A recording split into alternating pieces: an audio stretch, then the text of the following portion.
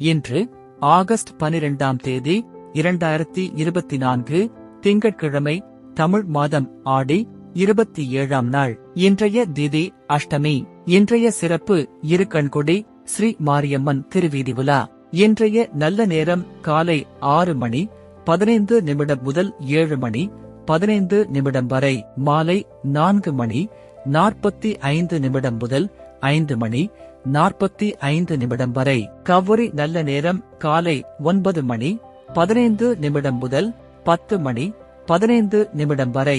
மாலை 7:30 மணி முதல் 8:30 மணி வரை. ராகு காலம் காலை 7:30 மணி முதல் 9 மணி வரை. யமகண்டம் காலை 10:30 மணி முதல் 12 மணி வரை. குளிகை மதியம் 1:30 மணி முதல் 3 மணி வரை. நன்றி.